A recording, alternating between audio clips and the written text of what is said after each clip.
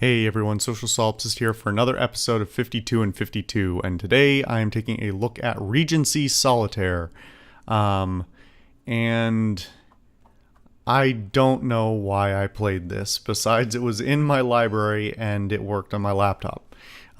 It was even it was even a bitch to record, so why I even bothered to continue trying, I do not know. That said, I put more time than I expected into this little game. It's called Regency Solitaire, and it pretends to be a solitaire game, but frankly, it's just sort of this weird card pickup game. I mean, it's solitaire in as much as you put the cards in order, I guess.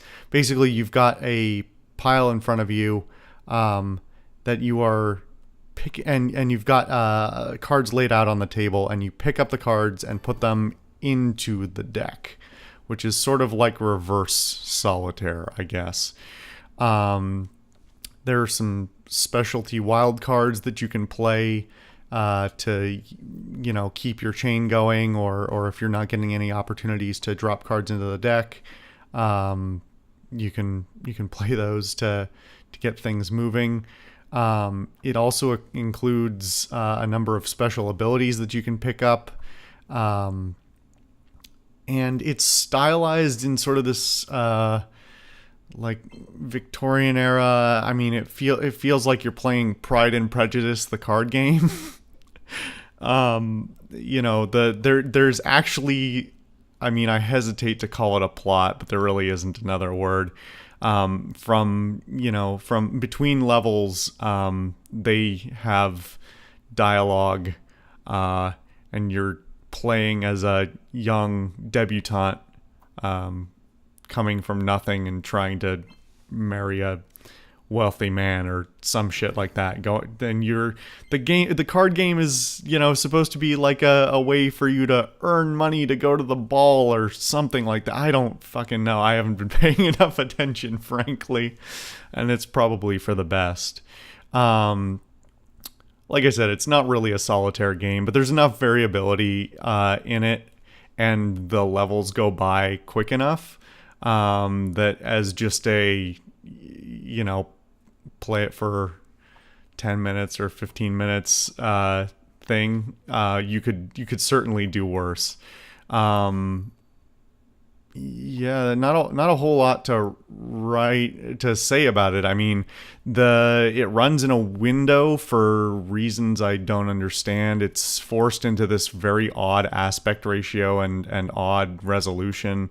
You can run it full screen if you're weird and think that you should blow it up 2 times and have it all stretched out. It's crashed on me a number of times as well, which is kind of odd for such a simple game.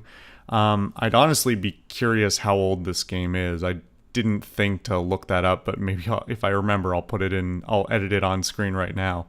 Because this honestly feels like maybe I'm the only weird one who did this, but when you got dragged along to like Office Depot or something like that as a kid, if you were a kid in the 90s, and you'd go, well, your parents were looking for like reams of paper or whatever, you'd go browse through the like cheap PC games that came in like paper sleeves, and there were like 1,000 of them, and they were all trash, and no person in their right mind would ever buy them. This feels like one of those in many ways. I only just made that connection just now, so maybe that makes no sense to anyone else, but I feel like I kind of hit the feeling on the nose with that one. Yeah, it's just kind of an odd thing to look at, but it's a decent time waster at the end of the day. To be perfectly honest, some of the additions, like the undo button and the special abilities and all the wild cards, I end up not using them almost at all. There's 2 difficulties, and I'm playing on hard, and it doesn't. It almost never. The puzzle almost never warrants, using the wild cards or abilities. I think I used it in this footage just to show it off. And you're scored based on how many cards you leave at on the table once the deck is dealt out, and almost always, I've got cards to spare in the deck, that is. I don't know. If you can look at this footage and it makes sense, I guess congratulations, because clearly I haven't done a good job of explaining it. Yeah, it's a solitaire game. Like I said, you could do worse for a time waster. But I can't say I'd recommend it either. Anyway, thank you guys for watching. I've been the Social Solipsist. This has been 52 and 52, and I will see you guys next time.